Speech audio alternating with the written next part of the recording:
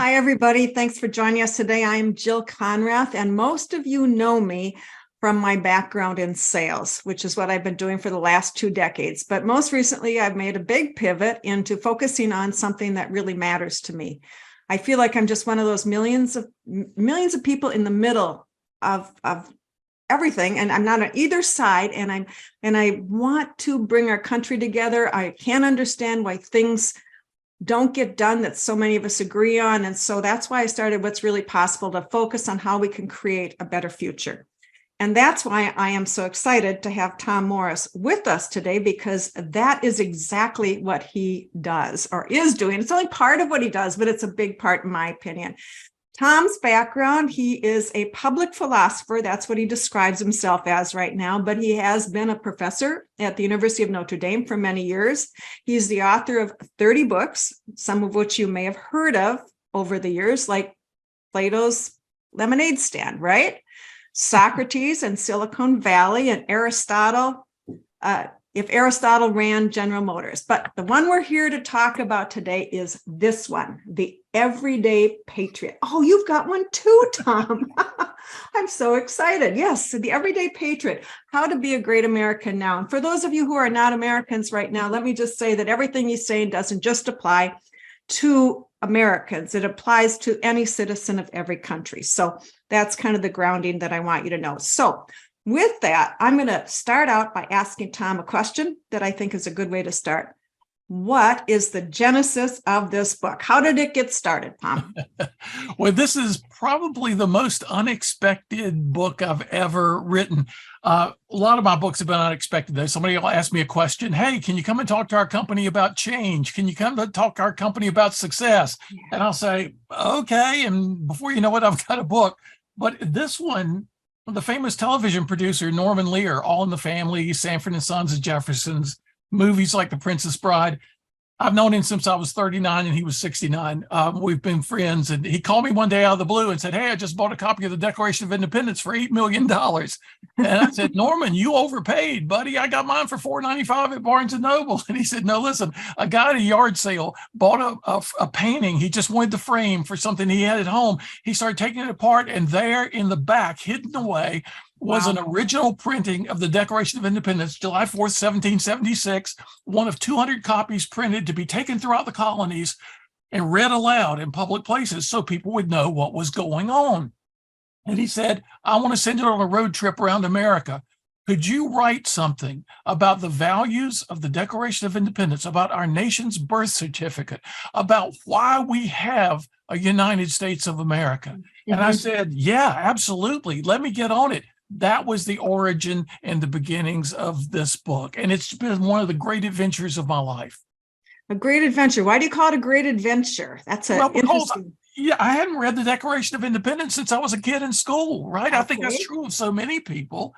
And so I went back and got a copy and pulled it down off the shelf and read it. And Norman originally wanted me to do a speech and travel with the Declaration. Then word got out in Hollywood, and every Oscar winner wanted to travel with the Declaration. And he said to me, Tom, my team said to me, who's going to draw the crowd? Your friend, the philosophy professor, or Denzel, and all the Oscar winners? He said, so maybe you'll stay at home. And I said, look, I'm going to just turn this into a little book. How's that? We'll sell the book on the Declaration road trip. He said, so the adventure was, I had never really thought about what were the values of our founders that we should embody now. What's politics all about? What's government all about? What's citizenship and patriotism? What are they really about?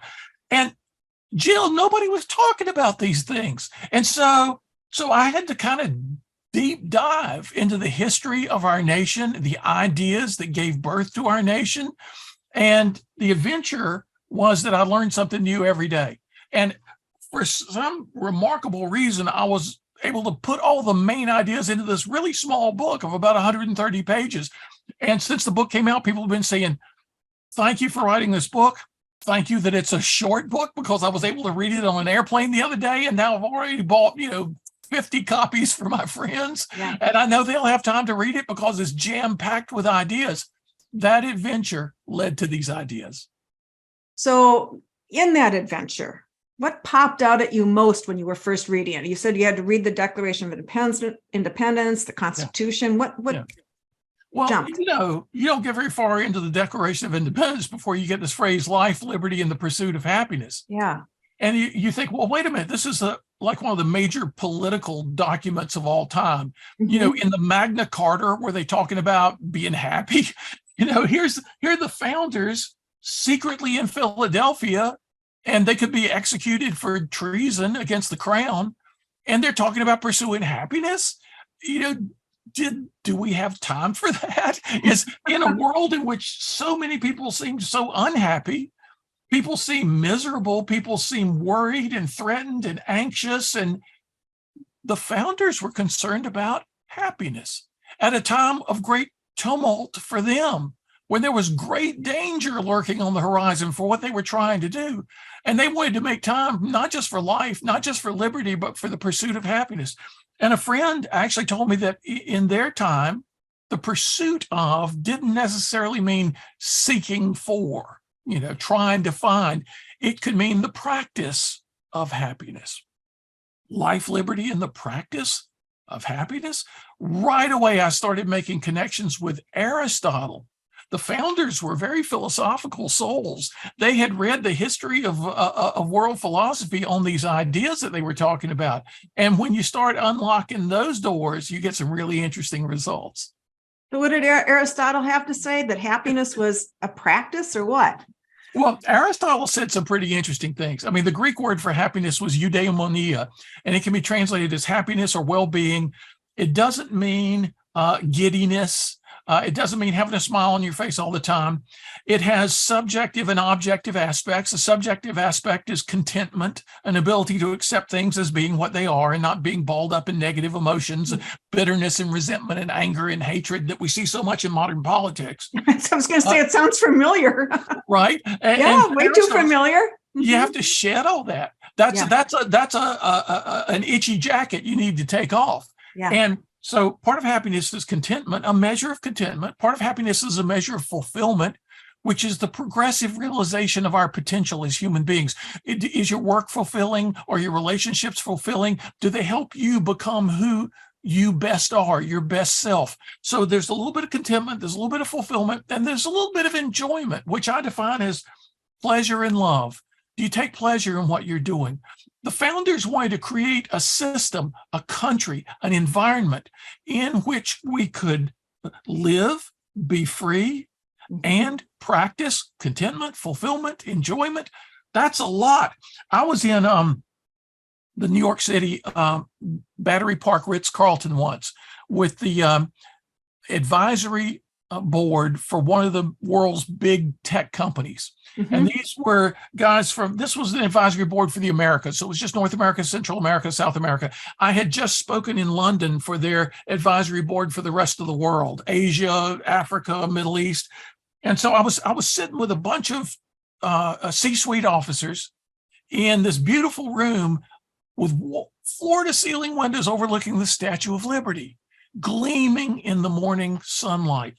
And soon the conversation around the breakfast table turned to politics. I had just spoken the previous day on one of my books. This one was not written yet. And in this conversation about politics, everybody was grousing and complaining, as people often do about politics. And I said, well, Aristotle believed that politics is the noble endeavor about how best to live well together. Whoa. There was this huge laugh around the table. I thought one guy was going to shoot his coffee out his nose. I thought people were going to choke on their eggs. A laugh, a giant uproarious laugh. And then it quieted down, and a guy looked at me from one of the biggest banks in the world. And he said, "How did we fall so far?" And that led to an amazing... Let's go back and give that quote again that you just said. Well, politics is a noble endeavor. Noble endeavor. A noble endeavor. Right. About how best to live well together. How best to live well together. We are human beings live in community. We're meant to live in community. Aristotle wanted to figure out how best to do that. And he has this book called The Politics, interestingly. And you read this book, The Politics, and at one point during the politics, he asks a question. He says, what is a city? And he reflects on what a city is. It's not a bunch of buildings and streets. It's not just a bunch of people living in proximity. He defines a city in terms of its purpose. And here's what he says, Jill. He says, a city is a partnership for living well. Wow. And I remember reading that and thinking, wow. And when you read the context, you realize right away, a family is a partnership for living well. A neighborhood is a partnership for living well. A city, a state, a nation, all should be partnerships for living well. A business should be a partnership for living well. And as soon as we forget this, as soon as we stop thinking about our enterprises as partnerships for living well, things start going badly. In fact, in the book, The Politics, he's got this formula. He never makes it this clear because Aristotle, these were his notes for his most advanced students that he was writing for himself. And we happen to have his lecture notes for his students rather than a smoothly polished and edited book. So I have to extract the ideas for the formula concerning human excellence. And it ends up being real simple. And it relates to everything we've just been saying. The formula is 3 parts: people in partnership for a shared purpose. Wow. That's how great things happen. People in partnership for a shared purpose. So a city, people in partnership for a shared purpose. A nation, people in partnership for a shared purpose. Now, what's our shared purpose as Americans? Life, there have liberty, been and the times, pursuit of happiness, well, pursuit of wealth, or whatever. There It depends, you go. doesn't it? Laid out in the Declaration, right? Yeah. And we should be thinking about how best to live well together, right? Because that's what the founders were thinking about.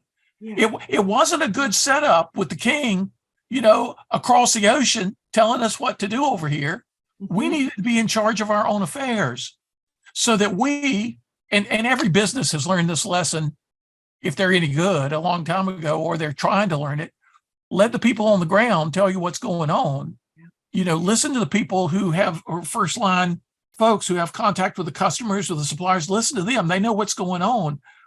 Create things to solve their problems. Well, that's what the founders had in mind as a nation. It's like you should run a nation or a town the way you run a good business, right? In so many ways, it should be facilitating of life, liberty, and the pursuit of happiness. It should be about how best to live well together. Live well together. That's a great description. How can we best live well together? And it's something that I think has been a bit forgotten in the duopoly we have in our country with about fighting and winning as opposed to living well together, which is why nothing seems to get done. I would like to, I was going to say, you're right. Politics has devolved into spectator sport. Yeah. Or else a game like capture the flag, right? We're going to get the power. No, we're going to get the power. It's the flag is our flag. No, the flag is our flag. Yeah. Patriotism, I came to realize real quick, you trace the word back through medieval French, through Latin, you trace it back to its roots in human history, the linguistic roots. Patriotism came from words that meant native country, the country in which you live, love for your country, love for your nation.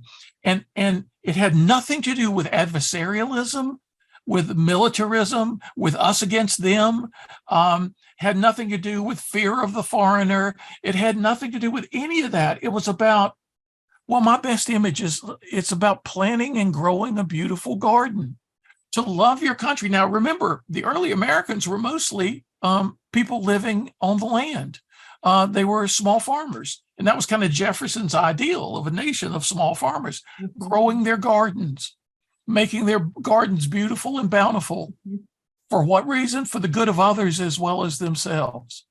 There's patriotism in a nutshell. Growing your garden for the good of others as well as yourself. Gardeners don't fight each other.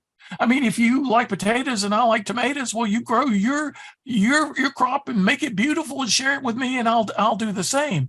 And so in the book, I say to people, America's a garden. Don't be a weed, and don't even be a prize petunia. Be one of the gardeners. Okay, so and I do have that quote written out here because I was going to ask you about it. Don't be a weed. Don't ever even be a prized petunia.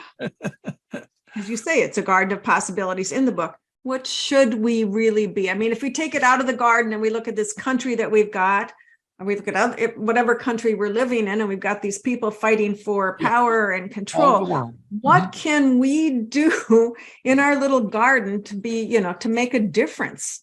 Yeah, it's a great question. And by the way, you're mentioning that this applies to every country. One of my favorite fan letters about the book is from a 19-year-old young man in Bucharest, Romania, who said, I just read your book, The Everyday Patriot. It makes me want to be a better Romanian right away. And I said, that's what I was looking for. That's what I was after.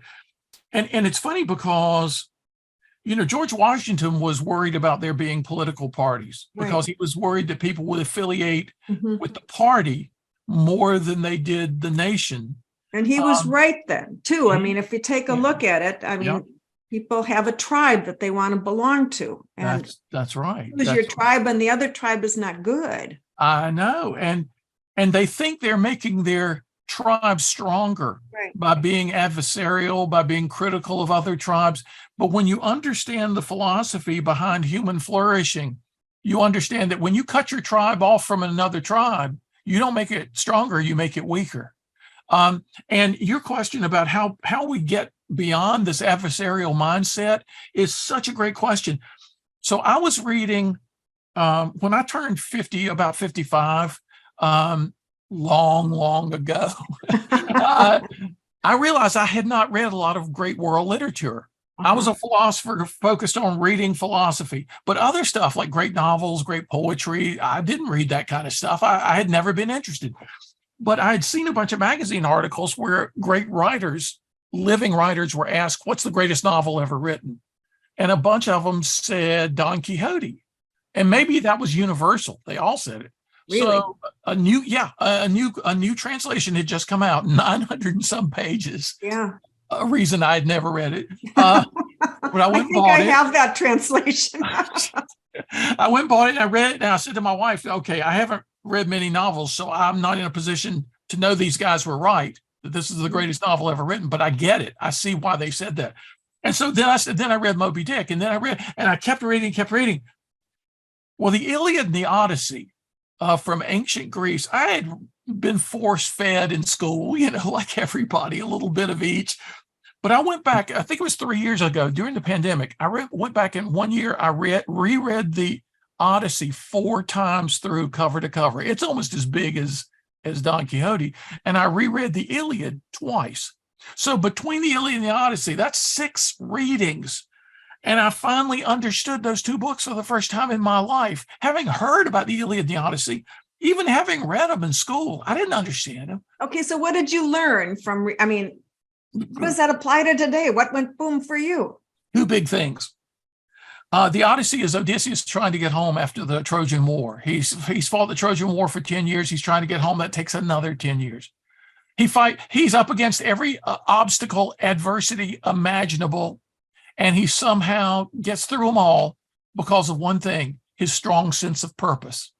The Odyssey is about the power of purpose in difficult times. Wow. The Iliad is about the battle that he was fighting at Troy, right, before he tries to get back home. And the Iliad is about the power of partnership and purpose. So the Iliad opens, the leader of the Greeks, Agamemnon, and the greatest warrior, Achilles, they're supposed to be partnering together to defeat Troy. And rather than that, they get at each other's throats. They, in a sense, have their own tribes, their own egoistic concerns. Right. I want more. You've got more than I have. I want more. I deserve more, Agamemnon says. No, I do, Achilles said. They start fighting each other, and then things start going badly. But partnership is portrayed in a powerful, positive way in all throughout the book. Now, the most surprising, and this gets to the answer to your original question, which, by the way, as a philosopher, I can seem like I long ago forgot your question, but I'm getting to it. And you do come back to it, I know. My favorite passage in the Iliad is in what they call Book 6, on the plain outside Troy, where there are battles being fought here and there, all across the horizon. two warriors come up against each other, one Trojan and one Greek, and their job is one of them has to kill the other one. And the Greeks, I think it's the Greek who says to the Trojan, he said, whoa, wait a minute. Before we get into this, I got to ask you, I've seen you today. You're amazing. I've never seen anybody fight the way you do. You're probably going to kill me. I mean, you're like a god or something. I got to know who you are. Would you please tell me who you are? And the guy says, what are you talking about? I'm the guy who's getting ready to kill you. Yeah. Tell me your background, please.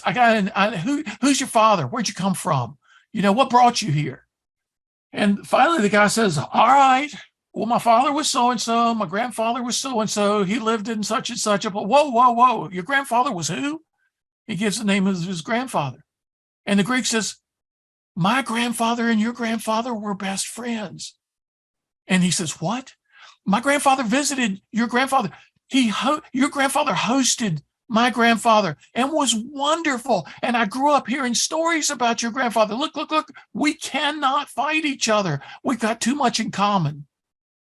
And so they decide in the middle of this raging battle to take off their heavy armor and trade armor. So their friends will think, the friends of the other guy won't attack. They'll think this guy is Diomedes and this guy is the other guy. And they all of a sudden become friends because they had discovered something they have in common. Now, I've been telling people ever since the book came out, that seems to be the secret sauce for partnerships. Discover the values you have in common. Two guys in Wilmington, North Carolina, where I live, both working in a soup kitchen. One on one end of the political spectrum, one on the other end of the political spectrum. Right. But they never had a chance to talk politics because they're busy getting the food ready for the people who are about to show up. And they do this week after week after week, and they get to be good buddies. They're joking about basketball. They're joking about football, about baseball. They're joking about the other people working there. They just get to be good buddies. And then one day politics comes up, and they're really surprised that they're on opposite ends of the political spectrum. But it kind of doesn't matter because this is a good guy. Mm-hmm. They have so much in common by that point. They're able to laugh off their differences and actually start listening to each other about why they believe what they believe. And they start moving a little closer together, like those guys on the plane outside Troy. So one of your key messages is to find the commonality with others. I mean, not to stay as the enemies, but That's to right. create conversations, to create That's opportunities right. to be together as human beings, to find out what you share. And we do share so much in common, but the lines are drawn, and we're so ready to jump in and correct people. You're right. And so if a person opens my book, The Everyday Patriot, they won't see names of current politicians. They won't see the names of current political figures. I take them back to the founders, 1776. I take them back to Aristotle, a millennium and more before that. I take them out of the battle, back to the guy's father and the guy's grandfather and the guy's great-grandfather. Right. Politically, I'm taking them back to the grandfathers and grandmothers like Abigail Adams, wife of John Adams, who played such an important part in this whole nation getting launched that people don't even know about. But I take people out of the fray, beyond the squabbles, back to the values we all agree on. Who doesn't somehow embrace life, liberty, and the pursuit of happiness? And so I bring them back. I bring everybody together around these values. Let's find out what we all share in common, and we can build something from there. Tom, you mentioned that the two people in the food line working with different politics. I recently heard the guy who's in charge of Habitat for Humanity, the CEO, and he was talking about taking a lot of Vietnam War vets to Vietnam to build houses with the people they had fought against decades earlier. And he said it was the most healing experience of all for both sides. And all the anger and angst and tension of all those years, and came together, and they worked together, and they found community. That's partnership. Beautiful. That's a beautiful story. I'm proud of that. The president of Habitat, he and I went to UNC Chapel Hill on the same scholarship. We're not the same age, so we didn't know each other there. but I'm always, we call each other cousins. We were on the Morehead King Scholarship, and all Morehead Canes all over the world, 3,500 of us, I think, we call each other cousins. So it's good to hear a cousin doing something like that. Yeah, yeah, it was really good to hear him we need a bus trip from blue states to red states and vice versa. Right. Well, let me just even say what I extrapolated from when he said that. The reality of it is right now, and at least in the United States, the people don't mix, and there are racial groups, there are economic groups, and there's very little twain that shall meet in terms of, school districts. Kids don't see kids like from other ethnic groups or from other economic groups. They don't see it, so they might. It affects everything, and so the need for us to know the other is more great today than it's ever been because of the lack of diversity that we have in our everyday life and our work environments and stuff. You're absolutely right. We occasionally have retreats here at the beach in Wilmington, North Carolina, where people come from around the country and sometimes farther away. One retreat we had, it was a small retreat, 25 people, less than 30 people. But around the table, we had two teenagers, 18-year-old Morehead Cain scholars at Chapel Hill. We had two kids. We had people in their 20s, 30s, 40s, 50s, and 60s. And everybody was remarking, when are you ever at a table with that many decades of life represented? And the 60-year-olds were both Washington, D.C. attorneys. They were saying, these kids are so smart. And the kids were saying, these 60-year-olds are so smart. It's like, we've got to break down these barriers in order to build something new. And at a time when we've been talking about walls a lot, we need to be talking about bridges, because there's a social analog of our infrastructure needs in America. And we have serious infrastructure needs physically, but we have them communally, socially, economically. We need to build those bridges. So one of the things you said earlier that the Odyssey and the Iliad taught, one of them was partnership and the other one was purpose. Yeah. So you think that one of the things that we as citizens need to have a purpose rather than just throwing up our arms and say, God damn it, what's going on with this country? And I was just out with a woman the other day who told me that, she felt like there was no hope, that there was no hope, that it had gone too far and there was no way and the country was going to collapse. And I'm saying, if you don't believe there's hope, then nothing can be done. But there's a lot of other possibilities out there that people aren't even considering about what can be done. And, this is so important that you brought this up, the idea of hope, because there's this old story from, we keep going back to ancient Greece, but they discovered a lot of important things. There's a story we call the story of Pandora's box. Heard that one. Pandora's box, right? But the Greek, it actually is not properly, it was a mistranslation along the way. It's properly big jar. So I used to read this story, Pandora's box. She's given a box, a gift box, and she's told, don't open the box. Now, what kind of a gift is that? You're given a gift box, you're told not to open the box. It makes no sense. But it's a big jar she's given. And maybe the lid is just ornamental. So she's told not to open the jar, just to enjoy the jar. But she has the quality of curiosity. And so she opens the jar. And the story goes that every possible evil comes flying out of the jar and they disperse around the world, right? And so what does Pandora do? She has not only endless curiosity, which is a very important human quality. She has the second quality of courage. So she goes back to look into the jar a second time. And that's why we have the story, because she sees one thing left in the jar, stuck to the bottom, and that is hope. Really? I don't remember. I just remember all the ills. That's the full story. The last thing in the jar was hope. She had to go through all the other stuff first to get to the most precious thing of all, the thing that would help her handle everything else. Wow. And so I've said, even before I knew the details of that story, I used to say to people decades ago, the worse things get, the more of an optimist I become. And people would always say, what sense does that make? And I would say, people can tolerate unbelievably bad circumstances once they get used to it. But when things get literally intolerable, it's a wake-up call to everybody. And everybody says, okay, we got to do something about this. Got to do something. My wife and I visited Russia right after the breakup of the Soviet Union. Mm-hmm. We were in St. Petersburg, a formerly beautiful city, but all the 20th century architecture was horrible and ugly, covered with graffiti. There was not a yard that didn't have weeds 3 feet high. It was just squalor, ugliness. All their military equipment was rusted. It was just like ugliness as far as the eye could see. It was death to the spirit. How did people live like this for so long under communism before they said, okay, we got to do something about this, right? Right now, things have gotten so bad in America that I think it's a wonderful wake-up call to a lot of people who realize we can't just keep complaining. Complaining is its own spectator sport.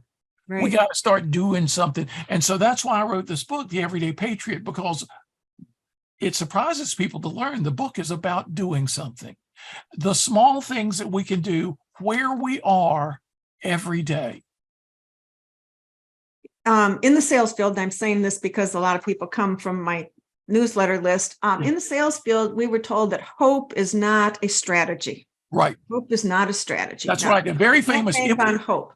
And you know where we get that statement? That statement came when Barack Obama was elected president, and a business professor somewhere, because Obama kept talking about hope, a business professor somewhere sent him a letter in which that sentence occurred, hope is not a strategy. And so a lot of people became dismissive about hope when that started circulating, right? But the real truth is, if hope is not behind every strategy, none of those strategies are going to work. So hope itself isn't a strategy, but it's the power behind any strategy that works. It's the basis. I mean, if you don't have hope, you can't go forward. And that's why so many people are spinning in their seats. Now, what do you say we should be doing to make, to become an everyday patriot? Give me some. Well, let me go back to I'll go back to the ancient world again. This time I'll go back to Rome. Okay, but I am going to bring you back to to today before we're done with this. Okay. We won't just live in the past. Into the millenniums. We won't just live in the past. But there was this guy named Heracles. Nobody's heard of this guy. He was a 2nd century Roman Stoic philosopher. And he had this amazing idea that was forgotten until just very recently. He said, everybody's life can be mapped out in a certain way by a set of concentric circles. Now, think of the old archery target, right? The red and blue and white circles, concentric circles. He said the innermost circle of all is you, your heart and your mind. If you want to live a good life, work on your innermost self, your heart, your own heart and mind. Make them as healthy and as strong as they can be. And then you can contribute in a positive way to the next circle out, which is your home, your family. And you work on your home and family to make them as healthy and as strong as they can be. And then you can contribute to the next circle out, which is your neighborhood. Mm-hmm. You contribute your family's bounty and goodness to the goodness of the neighborhood. And then, like I do every day when I take my walk, I pick up trash on the walk. I sort of patrol the neighborhood as I walk. There's a can here, there's broken glass there. I try to do something about it. Even if I don't have the bag with me on the walk, I'll go back and pick up the broken glass. Make your neighborhood as good as it can be to contribute to the next circle out, which is the city, the town, the city, then the state, then the nation, then the world. Heracles had this idea. I call it, my philosophical word for it is contributory localism. You make a contribution to the next circle out, to contribute to the next circle out, to contribute to the next circle out. And pretty soon in these outer circles, when you're operating in these outer, let's imagine you're on a neighborhood committee or you're on the town council. Mm-hmm. Then you need to reach back into those innermost circles with support. The nation needs to reach back to the states and the towns and the neighborhoods with support. The neighborhoods, the towns, the states need to contribute to the nation, which needs to contribute to the world. So basically, Heracles' idea is this. These outermost circles, like the people in Afghanistan, the people in Vietnam, they're in our outer circles. Well, guess what? We're in their outer circles. That's right. Yeah. We should treat people in our outer circles as well as we can, like we treat people in our inner circles. because we're somebody else's outer circle, you and I, and we're hoping that they'll treat us. So let's use the golden rule. Let's treat them the way we would want to be treated. And Heracles said, this is a beautiful image for how to start where you are right now. It's no big deal, right? Do something good in your neighborhood. Do something good for your friends, for your town. And you're starting to grow your garden. You're starting to make the world a better place. So in my book, The Everyday Patriot, I've got all kinds of examples of how people in my town and other towns have done little things that have had big results. They get together a bunch of folks with their friends and they say, hey, let's do this. And they do a joint project that none of them could have done alone, but with 10 of them or 20 of them, they can get it done in their neighborhood or in their town. And we're making the world a better place. That's what patriotism is supposed to be about. It's not supposed to be just saluting the flag or wearing a flag pin or, cooking hot dogs on the 4th of July. It's not about the symbols. There are symbols of patriotism, and then there's the heart of patriotism. The heart of patriotism is what Heracles was talking about, making your difference where you are for the good of all. It seems to me that I have two thoughts on that. Number one, time. Yeah. Right. I mean, I know that there are a lot of people who don't, if they look at their life and they may have kids at home, they may have sick parents, they may be sick themselves, they're working day and night to keep their job. Yeah. What do we do with people who say, I don't have the time to do any of that? Yeah. Well, my walk is going to be what it is every day, right? I take 1 or 2 25-minute walks a day, and I spend a little time on trying to make the neighborhood a better place, right? I have a friend who started the world's most profitable reinsurance company. At least that's what it was known as for a long time. And he was one of the busiest CEOs I've ever known. I mean, he would work from before dawn to after dark, almost to late at night. But he had time to volunteer for the Boys and Girls Club. He had time to help build a library, to organize. He had time to create an organization to bring together philanthropic funds to make a difference for people in the town. We can always incorporate what we already love doing. Yes. And see, patriotism is not like gut it out, do something you don't like. No, it's like find something you like anyway. Like me taking my walk, I love that. It helps contribute to my philosophical acumen that I get the blood flowing, but I pick up some trash along the way. I pick up my dog's leavings and sometimes from other people's dogs, right? To make it a better, and who doesn't have time for that if you're out taking a walk? I know. When my kids were little, my volunteer work centered around their activities. Yeah. And I coached a destination imagination, creative problem solving team for almost a decade. Yeah. To be with my kids and to help and support other kids. But I have to say, just the fact that I did that expanded my own capabilities, which was fascinating to me, that I got better at doing things I'd never done just because I offered my time to these young people growing up. Yep, and so to me, that's an interesting part of volunteering and doing something, is that you do add skill levels.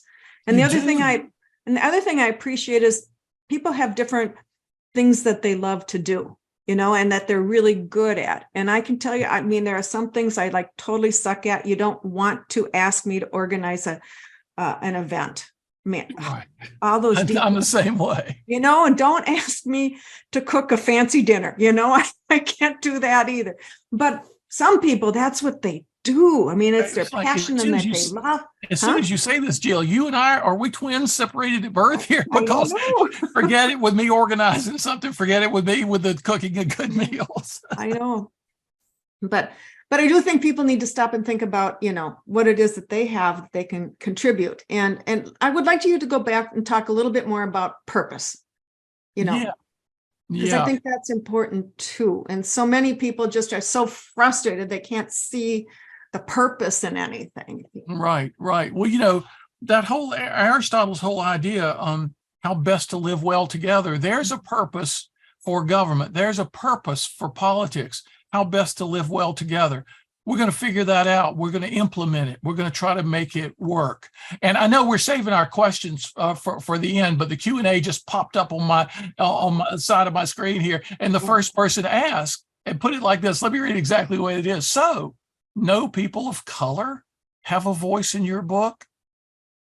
And the answer to that question is, yeah, a lot of people of color have voices. I quote Booker T. Washington. I quote Frederick Douglass. I quote Martin Luther King. There is an awful lot. In fact, Daryl Davis, a man who is a great musician, and he's also a prominent speaker, African-American man, who's about my age. He and I were represented by the same Speakers Bureau agent for many years. We never met because we were speaking to different organizations. But Daryl is probably he's a great musician. Learned piano. He and Jerry Lee Lewis learned from the same guy.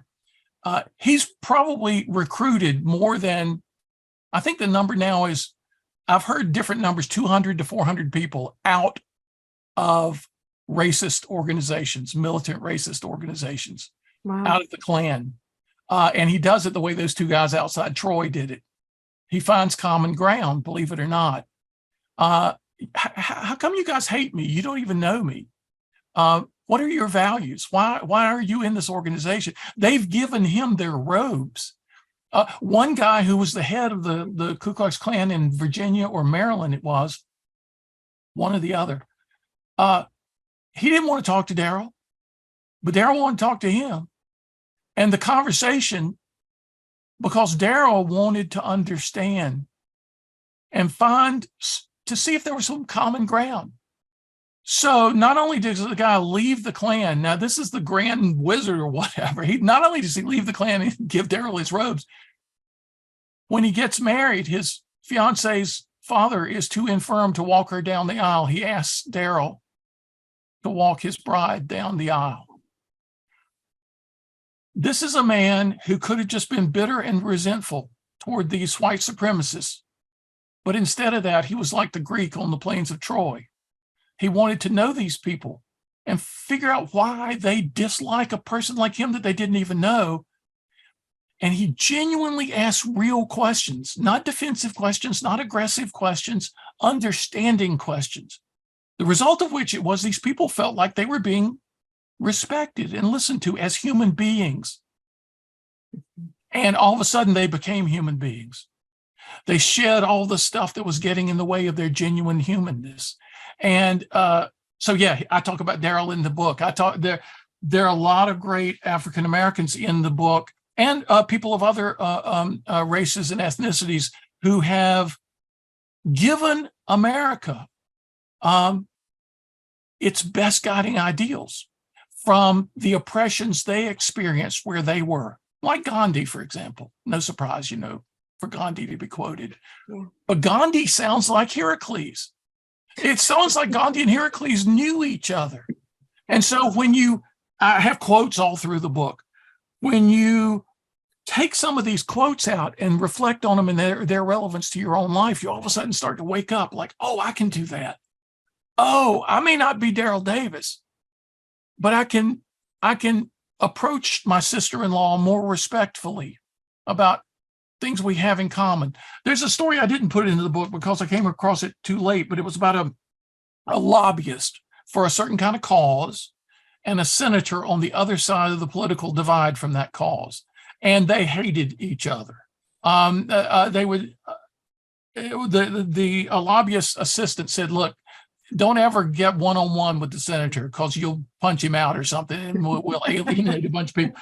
And one day, one of the senator's aides came to the lobby and said, Senator so-and-so wants to see you in his office right now. So he says, oh, it would be disrespectful of me not to go. Everybody's telling me never to be alone with this guy. I'm going to go. He walks into the guy's office right now. The senator is sitting there.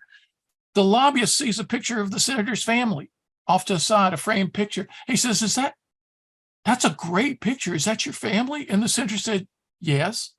And he said, wow, that's one of the most beautiful family portraits I think I've ever seen. So these are you have two kids, and they start talking about the kids, and the senator starts warming up. And long story short, a few years later, the senator supports the bill that he had opposed all those years and brings it to the floor for a vote. Wow. We can get beyond our differences if we find what we have in common. So we have a question now from Norb, who says, cynicism feeds on itself. How do you cure cynicism? Yeah, I start the book, in the first few pages. I tell a story from C.S. Lewis's great little short novel, The Great Divorce. It's a little story about heaven and hell, And the silly little trope in the story is that there's going to be a bus trip from hell to heaven. So the people who are in hell, they get to visit heaven. And yeah, they're really curious. It's not real good where they've been. So they want to see what this heaven place is like. So everybody gets on the bus, they go to heaven. And they look around and say, man, this is great. I wish I could stay here. And whoever, bus driver, somebody says, oh, you can. What do you mean I can't? You can stay here if you're willing to give up whatever it was that got you to the other place. Really? It's that easy? Yeah, if it was bitterness, if it was resentment, if it was cynicism, if it was hatred, all you got to do is give it up. That's all it's going to take. And then you can stay. The interesting thing about the story is that C.S. Lewis portrays people who are living the words of, I think it was Dante, who represents somebody as saying, evil, be thou my good. There's a character who has learned to relish bitterness. There's a character for whom bitterness or resentment or cynicism has become their good. At first, it was just complaining because I don't like this and I don't like you. And then it was complaining because I like complaining. And then it was complaining because I love complaining. And then it was complaining because I'm a complainer. I'm a cynic. I'm a bitter, resentful person, and it feels great. Turns out that all they got to do is let it go, give it up. They can stay in heaven. But guess what? It's not as easy as it sounds. That's our country right now. We got people clinging to bitterness, resentment, cynicism, hatred, anger, tribalism. Evil be thou my good. But if we can point them to folks like C.S. Lewis in this short little novel, sometimes it's a mirror. And they say, oh, that's me. That's terrible. I need to give that up. And that's how we get beyond. And if we can show some positive movement, as the Habitat for Humanity organization shows, as maybe your local soup kitchen is showing, bringing diverse people together to do for common purpose, when you get a close-up look at some of this good stuff going on in the country right now that doesn't make the headlines in the nightly news, but there's more of that than we might suspect, or the country wouldn't be still together as a country. If we can get that in our faces, it'll give us hope to let go whatever it is that's holding us back. And maybe it's not going to be heaven, but it's going to be sure better than what we've been through for quite a while now. So I got another question related to that it's kind of spun off of it. What if you're not the cynic and you're looking at someone else who is? What can you do? They say there's no use. Why vote? I mean, it's all rigged, blah, blah, blah. It's just, and you're going, oh, yeah.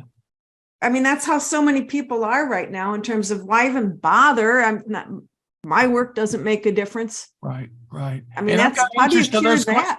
I sort of survey most of the reasons people have for not voting and give and show how they're bad reasons. And I developed this concept in the book called voting every day, because I like to do word studies whenever I'm going to tackle a new topic like success or happiness or change or anything. I take the main words involved with that topic and I do an etymological study. I go back in word history. Where did the word come from? Proto-Indo-European or Greek or Latin or some other nation. And what did it mean then? And what has it meant through history? Because sometimes the history of our words, there's a lot of wisdom built into what the word means. And sometimes words get corrupted over time, and we need to return to the original wisdom of that word. So to vote, when you look up voting, and you look up election, they come from word roots that mean to choose, just to choose. We choose every day. We choose our attitudes, our actions. We can even choose our emotions to cultivate them or to hold them back.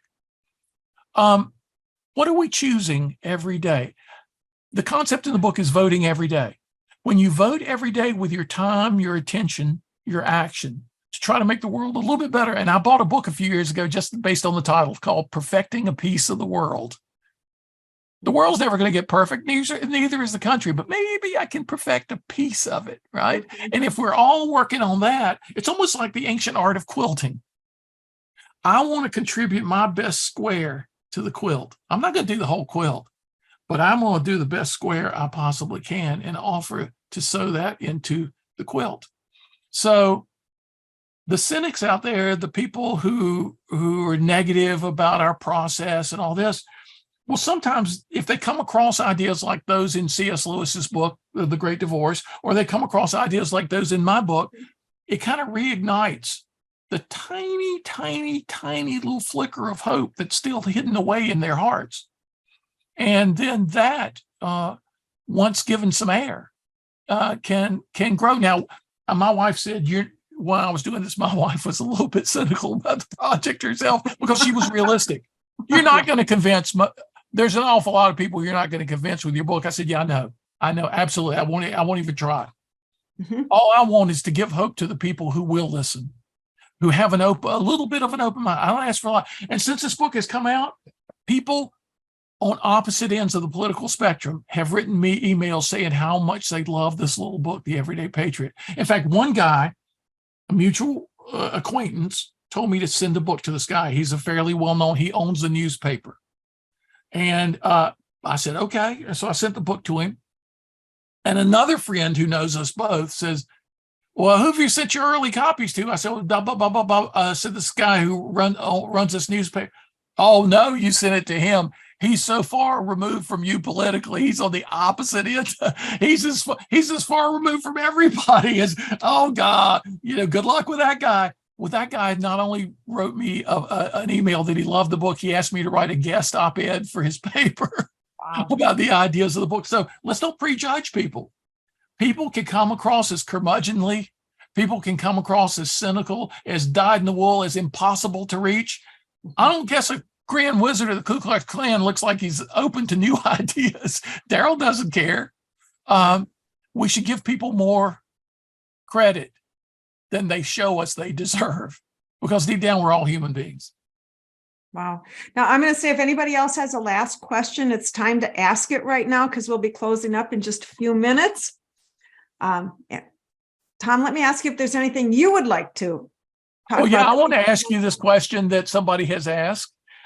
Time is precious, and doing good things can be time-consuming and fulfilling. Time-consuming and fulfilling. Mm-hmm. How can we use strategies from Jill's book, More Sales, Less Time, in order to fulfill our patriotism for our citizenship? Love your books, Jill. Going to buy a few of Tom's books. I love this person already. Yeah, well, let me just answer quickly. Time blocking. Yeah, sure. We want your wisdom on this. Yeah. We don't have enough time, but we waste a whole lot of time that we don't even know that we're wasting. And that, to me, is like the biggest thing that I discovered in More Sales, Less Time, because I actually cover my own journey to not getting enough done and feeling always overwhelmed. And I really found out that there's a lot you can do. In fact, what's really weird for me is that there were all these techniques and strategies to do, but I had to redefine myself. Mm-hmm. And kind of going back to what you're saying about cynicism. And the one thing I did one time is I decided to act in a role. I put up a big sign that I was the time master, Jill, the time master. And I'd walk into my office and the sign was in front of me, and I'd spend the morning being Jill, the time master. I like that.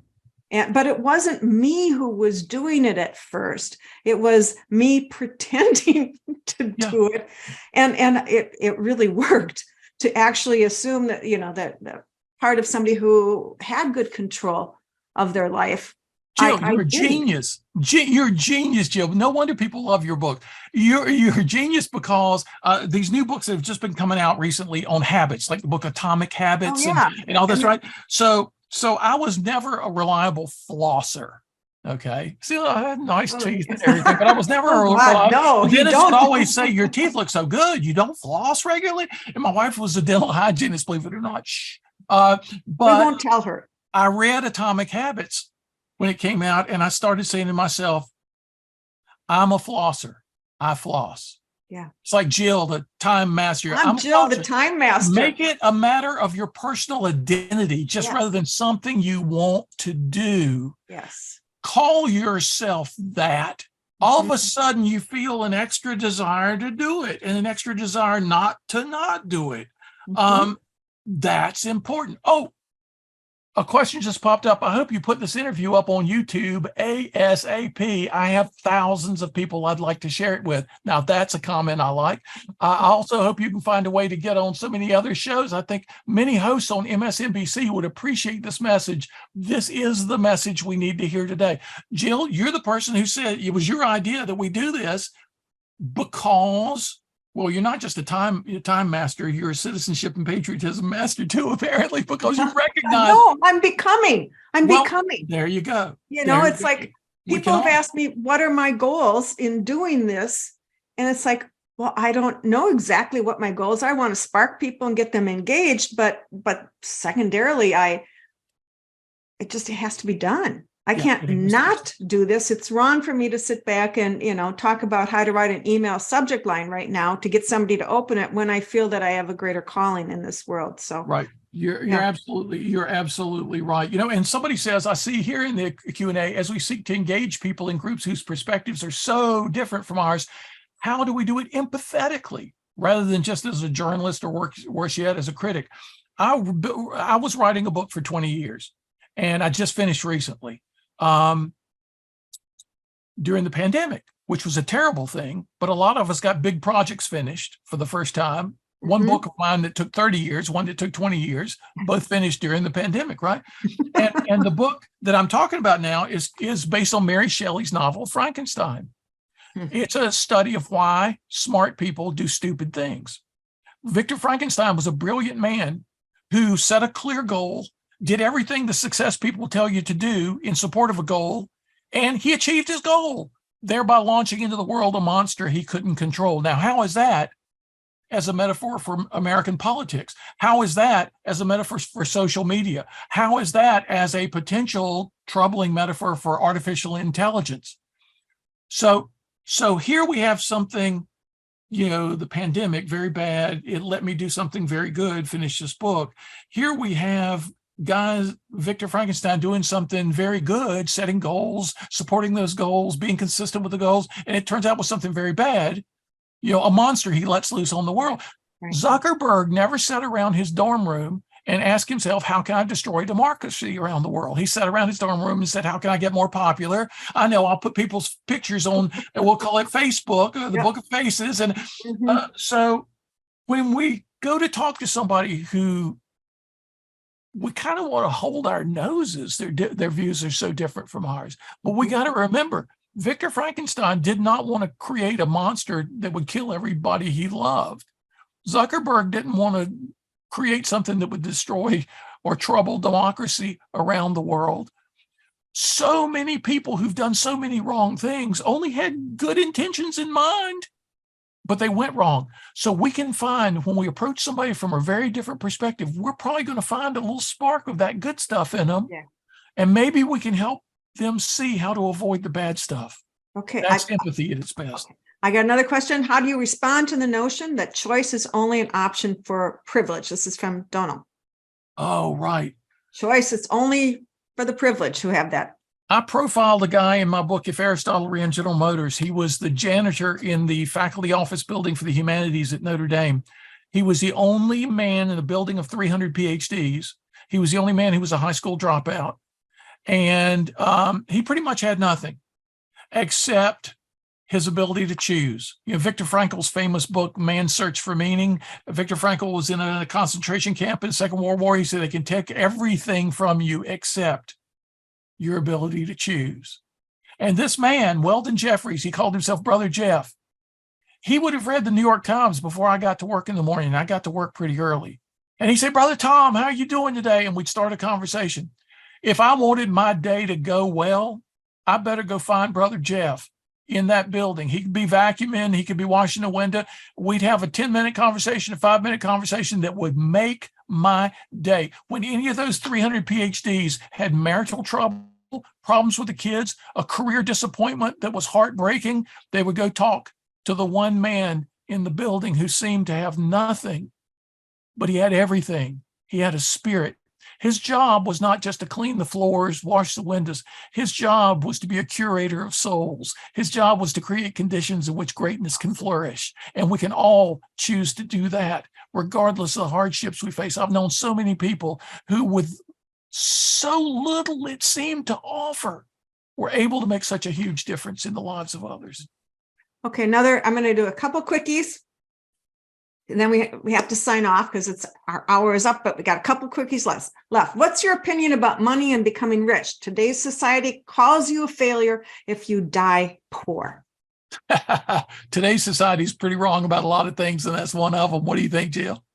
Oh, I agree with that. I mean, there's a lot of empty rich people out there, empty rich people that don't have a purpose. And then there's a lot of poor people who have incredible purpose and are making a huge difference and spending all their time helping neighbors. I think society's definition is out of whack. It is. It's out of whack. That richness and wealth is not, it's not the only thing in life. I think you go back to purpose and having a purpose and, making a difference in the world really makes a huge difference. That's right. You can have a rich life, even if there's not much money in it. If it's rich with friends, if it's rich with purpose, if it's rich with meaning, if it's rich with goodness. And so we need to pull our society back to what matters, and we can do it. We can do that. Yes, we can do that. Last question. This is really kind of a funny one. Do you believe MSNBC or CNN would have this discussion? You know what?